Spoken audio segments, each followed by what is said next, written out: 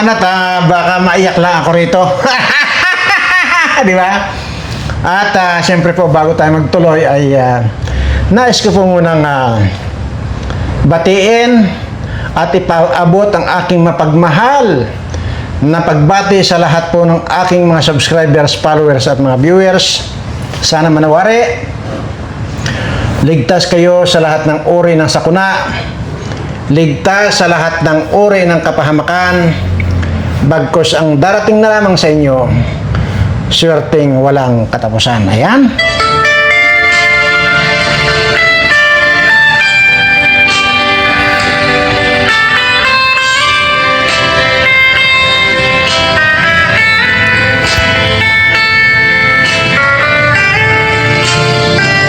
Ayan, at nandito po tayo ngayon para talakayin po natin yung may napanood kasi ako na panawagan ni Edo, natigilan nyo naman siya.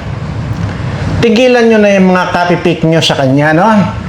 Tama na naman. At masyado nang ginugulo ang buhay ng tao. Sa totoo lang. Topic kayo ng topic. Kagaya na lamang po yung kung sino yung mahal ng isang tao, igalang natin. Huwag niyong pinapangunahan. Mga bastos kayo eh. Ha? Sa totoo lang. At ngayon, ay nais kong sabihin sa inyo na sana, tigilan nyo na. Ibigay nyo yung respeto dito sa taong nananahimik naman. At sana ay matuto tayong rumispeto sa kapwa natin. Ngayon, dahil dyan sa ayaw ninyong tigilan yung pag-i-issue dito kay Edo, mayroon po siyang inutusan na maghatid ng kanta na i-dedicate daw natin sa kanyang minamahal. Ayan. Kaya nga, huwag na kayong magkwan kung ano-ano mga tinatapik nyo. Hayaan natin na yung damdamin ng isang tao mananatili. At ito pong kantang ito ang sinasabi ay kailangan dito raw sa channel ko i-play para mapaabot or marinig at mapanood nitong kanyang minamahal na hindi man po natin didiretsahin na papangalanan kasi nga po masyadong controversial na eh. Pagka pinangalanan pa po natin yan ay nandun pa yung pagiging kung ano pa, kung controversial nga.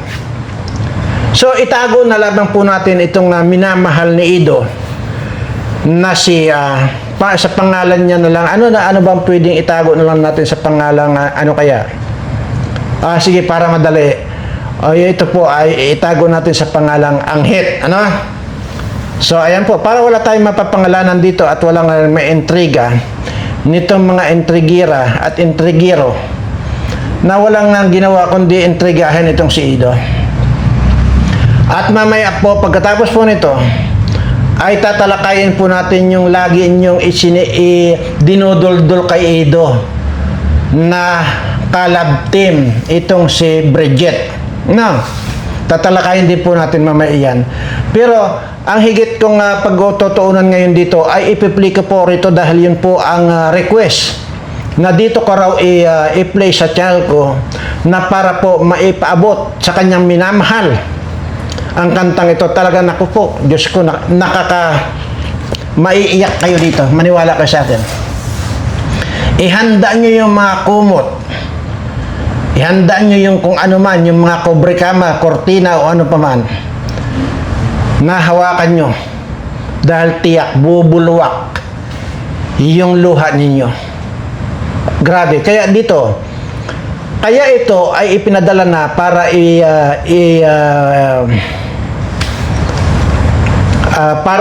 kung na rin ito. Para rin malaman ninyo na talagang kung ano talaga yung totoong damdamin nito. Sabi nga niya, hindi man siya palaimik at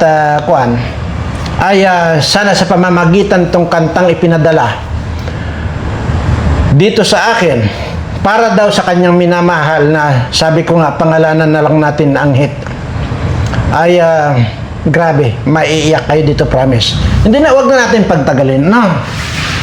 Kaya yung mga intriga dito kay Ido, wag na, tama na. Ito na ang magwawakas, itong kantang ito ang magwawakas sa pag-iintriga ninyo kay Ido. At yan ay ating irespeto na lamang. Ano? Ito na po, ha? I-play na po natin.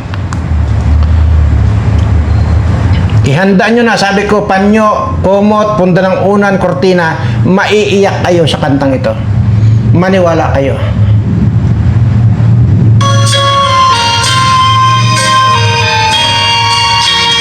Pag-ibig man natin, madaling nagwakas.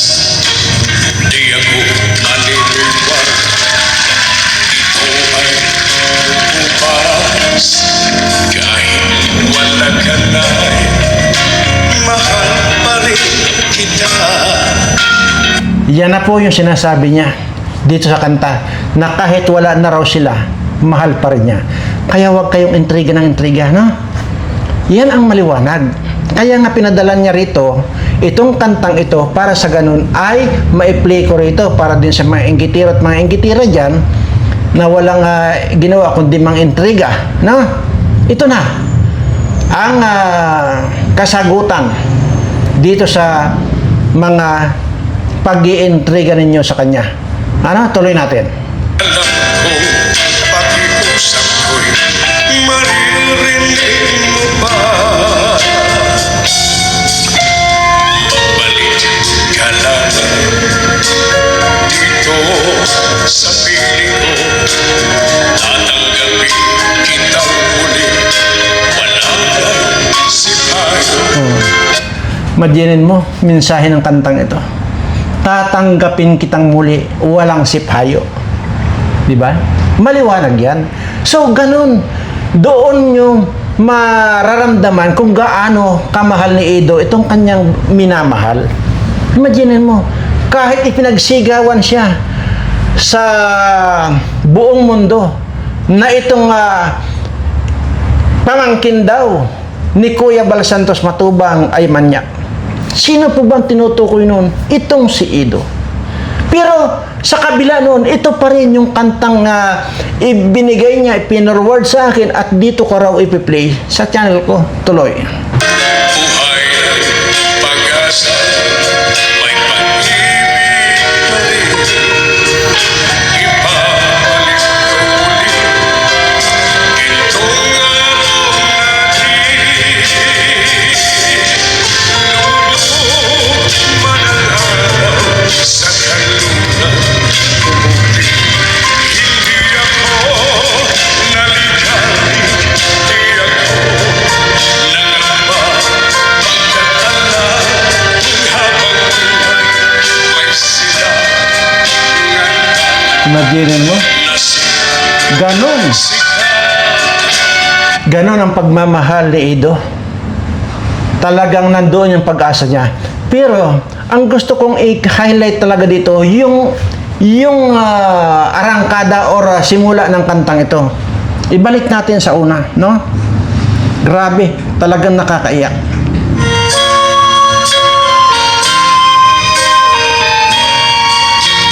Pag-ibig man natin, madaling nagwakas. Di ako maniniwag, ito ay bukas. Kahit wala ka na, mahal pa rin kita. Alam ko, pakiusap ko'y maririnig mo ba? Oh, yan o. Kaya nakiusap siya. Umaasa siya na yung pakiusap niya, maririnig niya pa. So, kaya nga yung mga kanina, yung mga intriga ninyo, sana hinayaan na lang ninyo na nagkita sila. Ha? Masyado kasi kayong mga hindi ko maintindihan sa inyo, bakit nyo kailangan pigilan yung damdamin ng isang tao, damdamin ng parihong nagmamahalan.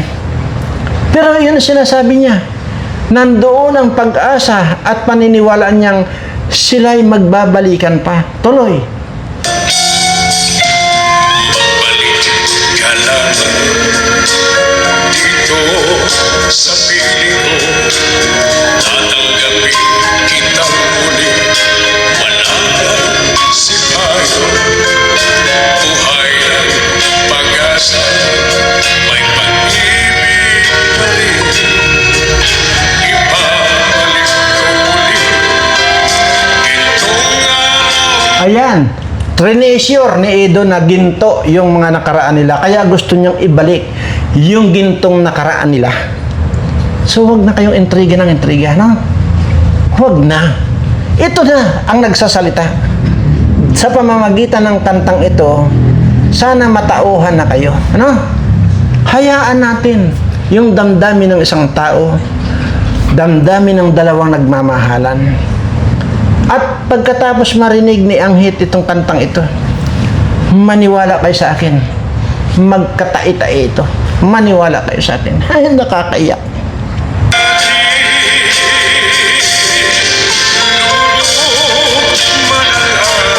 Sa kanluran tumuti.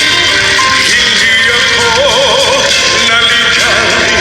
Di ako nangamba. Pagkatala habang buhay may silangan pa na sikat ang araw upang sa muli ibigin ka. Ayan. Sa muli daw ay ibigin ka.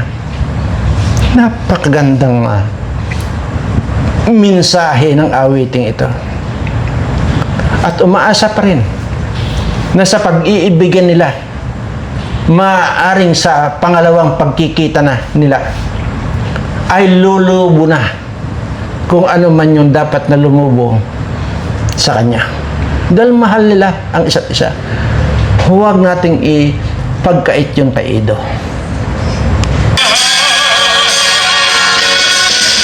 Lubog man ang araw sa kanluran tumuti. Hindi ako naligali. Di ako nangamba. Pagkatala habang buhay may silangan pa na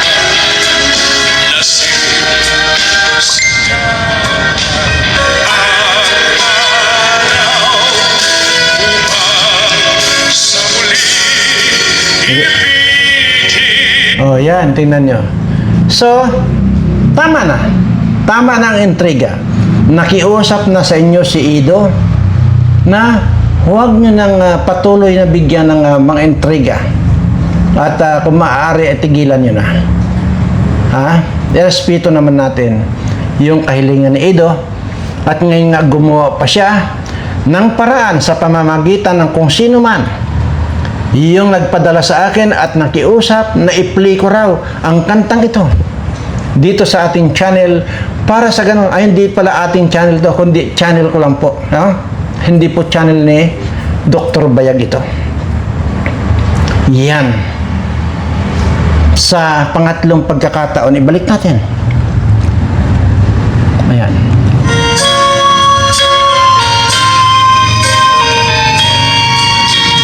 Pag-ibig man natin madaling nagwakas. Di ako maniniwala ito ay bubukas. Kahit wala ka na, mahal pa rin kita. Alam ko pakiusap ko'y maririnig mo pa. Balik ka lang dito sa piling ko. Tatanggapin kitang muli. Oh. Wala na. Yun, hanggang doon lang. Tama na. Di ba? So, ibig sabihin, ay talagang kahit na pinagwagwagan nitong si Anghit na ito ay isa itong manyak, at kahit pa kung ano-anong sinasabi nitong Red Sea na, na may sira na ang atay, na kung saan-saan daw dinalang madilim, ay ito na po yung totoong damdamin ni Ido. Kaya respetuhin po natin, ano? Yan. At dito po muna sa subscriber ko muna ang pagtuunan bago po magja-jump tayo doon sa yun pa rin po usapang Ido naman po at saka Bridget, ano. So dito po muna sa subscriber ko dahil gusto ko lamang pong ayaw ko pong kalimutan na gusto ko po halos araw-araw na nandito ako, gusto ko pong ipaabot ang aking taos-pusong pasasalamat sa inyong lahat ng mga subscriber ko dahil nga sa patuloy na pagsuporta ninyo, lalo na doon sa aking lambing sa inyo. Grabe po ang aking pag-appreciate sa lahat ng mga ipinaparamdam ninyong pagmamahal sa akin. Kaya naman po ay wala naman po akong ibang sabihin. Sabi ko nga po sa inyo, kung mayroon pa pong mas ibang word na gagamitin na hindi po salamat, yun po ang gagamitin ko. Pero ito lang po, yung salamat lang po ang pwedeng natin gamitin. So, ayan po sa lahat po ng aking mga subscriber na nagmamahal sa akin. Ganon din po sa inyo dyan sa abroad, saan man po kayo sulok ng bansa or mundo naroroon. Nais ko pong iparating sa inyo, mahal na mahal ko po kayo lahat. Yan po. At siyempre ganon din po dito sa atin, sa sarili nating bansa, yung mga nagmamahal din pong subscriber ko, mahal na mahal ko rin po kayong lahat. Ayan. Nakos, mabuti hindi ko nalimutan. Actually, matagal ko nang pong panahon na gustong sabihin ito sa inyo, ha? Pero nalilimutan ko po talaga sa sobrang na-excite po ako doon sa feeling ko talagang mahal na mahal nyo na ako. So, kaya nalilimutan ko pong i-discuss sa inyo ito. Bago tayo pupunta doon sa isang topic, ay gusto ko lang pong paalalahanan kayo, yung pong mga gumagamit ng magic sarap, ano? Magic sarap po. Tama po yung inyong narinig. Yung pong mga gumagamit ng magic sarap ay stop po muna. Stop po muna yung inyong paggamit ng magic sarap na yan. Dahil naglipa na po. Naglipa na yung mga gumagawa ng fake. So, hindi po natin alam yan kung ano pong mga ingredients ang mga pinaglalagay nila dyan. Maaaring inilagay nila dyan yung mga giniling na tuyo na butike, tuyo na ano to, patay na daga. Hindi po natin alam. Basta po, winawarningan ko po kayo, napakarami po at naglipa na yung mga gumagawa ng fake na magic sarap. Huwag po kayong gumamit niyan. Sa totoo lang po, mayroon pong bumili sa grocery. Mayroon pong bumili sa palengke. Ng magic sarap, ha, mayroon pong bumili sa mga tindahan. Lahat po yan, grocery na po yan. Lahat pong nabiling ito, puro mga fake. So, sabi ko nga, hindi po natin alam kung ano po yung mga pinaglalagay nila dyan. At yun nga po ang kwan dito. Yun ang nakakalungkot dito. Kung bakit hindi mabantayan ng kinauukulan itong mga ganitong mga balasubas ng mga taong ito na sumisira sa kalusugan ng mamamayan. Dapat itong mga ito, once na nahuli nito, gilitan na agad ang liig yan. Lahat sana ng mga ganito na alam naman natin nakakasira sa kalusugan ng tao, dapat ito ginigilitan na agad. Iba naman po itong mga magnanakaw ng mga politiko at kongresistang ito at mga sa Senado na yan. Iba po yan. Iba po yung gagawin ko dyan.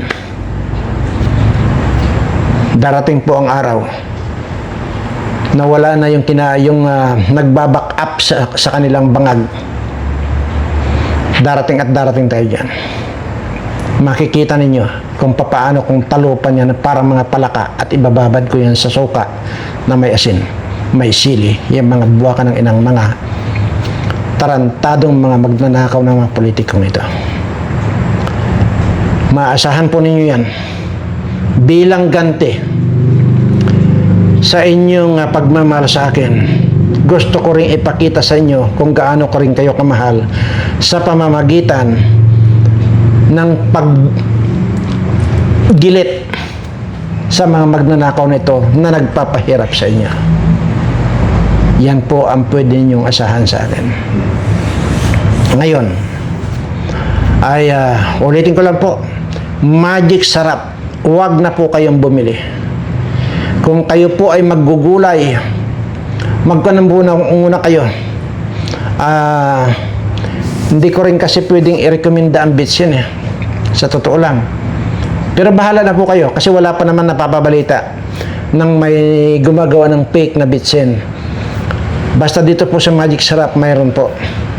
So bahala pa rin po kayo. Pero kung ako yung bagoong, yun po ang ilagay nyo sa gulay. Kasi nung araw na po, ganyan ang gamit namin. Nung 1849 na isinilang ako, pagkatapos lang ng 12 years, pagkatapos ako isilang ng 12 years ako. Yun po ang pagkakatanda ko. Panaggulay kami noon. Bagoong lang po ang nilalagay namin. Napakasarap na. Wala po yung mga bitsin-bitsin na yan. So, ayun. Ngayon po, napakarami na. Iwasan po ninyo yan. Okay. Dito naman po sa tayo mapunta sa, sabi ko nga kanina, isang issue. Isang topic yung tungkol po dito sa napakarami pong nagsusulsol. Yung pagtatambalan ni Bridget at saka nitong si Ido. Baka naman po sana, pwede ba natin na huwag na nating gatungan yung mga ganyang issue. Wala ba kayo nahahalata? Baka naman kasi ganito lang yun eh. Ito, paalala ko lang. Wala akong sinasabi rito na ayaw ko. Wala rin akong sinasabing gusto ko. Pero ang sinasabi ko lang dito ay pag-aralan natin yung mga nangyari na naging katambal nitong si Ido. Okay. Unahin natin si Reyna. Naging kalabtim din ni Ido yan si Reyna. Hindi man labtim talaga, kundi yung katambal. Hindi man doon sa particular na yon. Pero nandyan pa noon. Nandyan pa sa loob ng kalingap itong si Reyna. Hindi ba't napakarami ng issue rin ang pinaggagawa nila hanggang sa pumasok na itong burikat na nanay ni Reyna ito kung ano-ano ng mga hinahanap dito kay Kalingap Rab. Di ba ang gulo? Okay. Hanggang ngayon pinag-uusapan yan. Di ba? Yun po ang pansinin ninyo. Pupunta tayo dun sa pangalawang love team ni Ido kay Erica na burikat. Napakaganda yung takbo ng love team nila. At dahil nga dyan ay nawakwak din itong Erica na ito. Pero yung time na yun, wala tayong narinig kay Erica. Wala tayong narinig, di ba? Talagang nagalit lang ng marami dahil nga siya bigla-biglang umayaw na lang itong si Erica. Pero alam naman po natin lahat na nagsimula yan doon sa pangwawakwak din ni June A. Di ba? Ganun nangyari. Wala man siyang sinasabi si Erica nung time na yon, pero hindi ba't kailan lang. Noong nag-post din yan kung ano-ano din po yung pinost niya, kaya nga daw siya umalis sa Kalingap dahil maraming mga anomalya ang sinasabi niya doon sa post niya. Hindi man anomalya, mayroon pang iba. Kaya daw siya umalis. Samantalang kung tutuusin, walang ganon sa sinasabi niya. Kundi talagang winakwak lang siya ni John A. Kapalit ng bahay, pera sa kanyang pagkatao. Yun lang yun. And then, siya pa ngayon may gana. Ito na, later on na lang yun. Na magpo-post siya sa social media na kaya nga daw siya umalis dahil may mga ganyan-ganyan. Kung ano-ano sinasabi. Okay. Tapos, napunta tayo dito kay Beyonce. Di ba? Nung napunta tayo dito kay Beyonce, doon na. Talagang tinamaan na talaga ang kalingap. Di ba hanggang ngayon, napakasasama na yung mga lumalabas. Di ba? Pansinin ninyo kasi yung mga, pag-aralan kasi ninyo. Okay? Nandyan na yung pinatulpo na nila itong tao na nagbigay sa kanila ng kaalwanan sa buhay. Ginawa lahat ng kalingap para matulungan sila. Ganyan ang ginawa. Tinaraidor. Hindi lang pang tatraidor ito eh. Talagang mahigit pa sa taraidor ito. Kita niyo ha? Yun ang pansinin niyo. Kung tutuusin, bubo pa ito. Ha? Bubo itong pamilyang ko na ito. Parautog na ito. Bubo pa yan. Pero tingnan nyo. Nakagawa ng gulo sa kalingap. Ngayon, ikukuhan nyo na naman. I-relate nyo na naman dito kay Bridget. Kung ano-ano na naman mga pagsosolsol ninyo kay Bridget. Kay Ido. Na't pagtambalin. Sinabi na nga ng tao na wag na. Dapat wag na. Ha? Baka kasosolsol ninyong kasosolsol na ganyan. Baka higit pa dito sa kaguluhang ito ang makukuha ng kalingap pag natuloy yan. Yang Bridget na yan. Sabi ko kanina, tingnan nyo ha, pansinin nyo. Kung itong pamilyang parautog at anghit na ito, nakagawa ng ganong kagulo at nakagawa ng talagang napakalaking paninira sa kalingap, ano pa kaya ito si Bridget? Tanga yun ha, tanga. Bobo. Itong pamilyang anghit na ito, nakagawa ng kaguluhan, nakagawa ng paninira, na halos lahat na ang daming nakialam dahil dito lang sa ginawa nitong mga tarantadong mga pamilyang ito. So ngayon, dito kay Bridget, hindi na bobo yan. Ha? So ang ibig ko sabihin, kung yung bobo nakagawa ng ganyang kagaluhan, how much more itong hindi na bobo?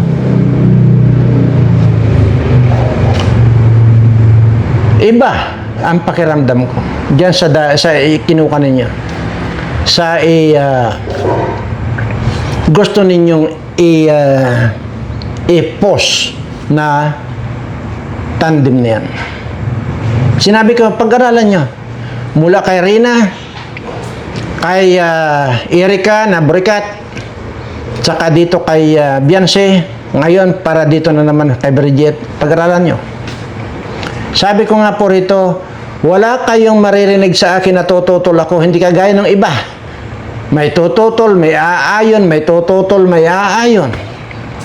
Ha? Pero tutol man kayo ng tutol, ay maliwanag na talaga naman palang hindi na maitatago yung pagmamahal ni Ido dito kay Anghit. So, ibig sabihin, huwag niyong kunin niya yun. Huwag niyong pangunahan yung tao. Kung ano yung gusto ng tao, irespeto ninyo. Ganun lang kasimple. O kagaya nito. O, itong kantang itong pinadala para daw dyan sa kanyang minamahal na Anghit. O, ito. O, pakinggan nyo.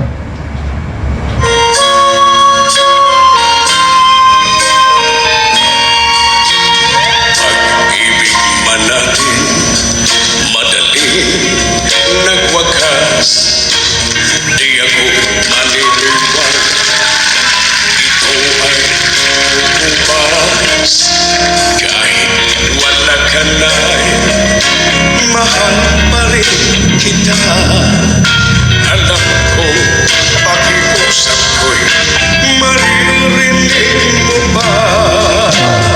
Tingnan nyo. Yan ang sinasabi ko. Kaya nga, tigilan nyo na yung pagpupost at saka kakakuan. Hayaan nyo ang kalingap ang magdesisyon. Huwag na kayong solsol ng solsol. Pero ang pakiusap ko lang sa inyo, pag-aralan nyo itong sinasabi ko. Baka ito ngayon, kung ito kadaming intriga, itong ginawang kaguluhan, itong anghit na ito, pamilyang paraotob na ito dito sa kalingap. Ang daming pambabastos. Papaano ngayon kung mas matindi pa yung mangyayaring ganito pag natuloy yung Bridget Ido na yan? Papaano na? Oh.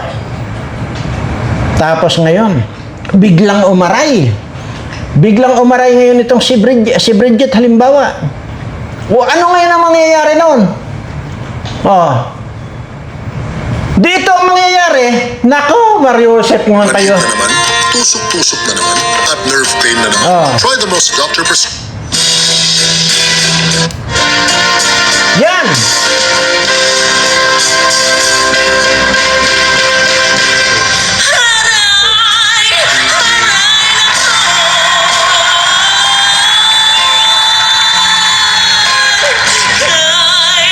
sakit naman ang ginawa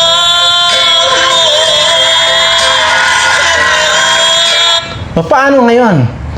Kung sa kalagitnaan ng kanilang tandem niyan ay umaray itong si Bridget, ngayon, malaking gulo yan. Malaking arayan. Ha? Maniwala kayo sa akin. Ha?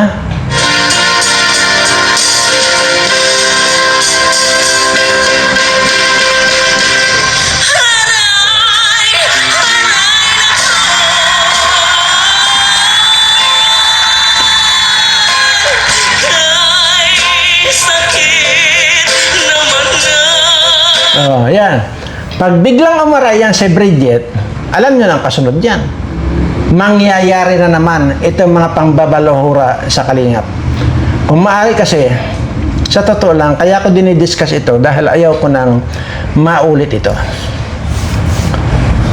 Dahil pag naulit ito, sinasabi ko, papatay na ako. Ha? Yan ang totoo. Kahit na hindi maulit ito eh. Makita ko lang itong mga tumaraidor sa kalingap. Maniwala kayo sa akin. Hindi sisikatan ng araw yan.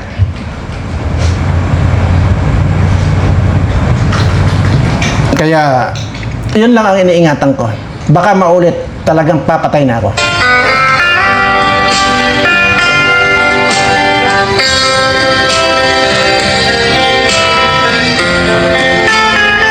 Ayan. Okay po. Muli po ang aking pasasalamat sa lahat po ng mga tumugon doon sa aking pakiusap. Bagamat may kaunting problema pa po. Na buong akala ko ay okay na pag nakuha natin yung gusto nating makuha. Nakuha na natin pero lalong nagkaroon ng problema. Kaya sa Lunes po ay inaasahan ko pa rin po na manood pa rin po kayo doon sa June Birana Vlogs. Yun naman po ay impeachment hearing. Maraming salamat muli sa lahat ng aking mga subscriber. Pagpalain nawa kayo ng ating poong may kapal. Ibigay na nawa sa inyo ang mga blessings na umaapaw sa inyo. Maraming salamat po.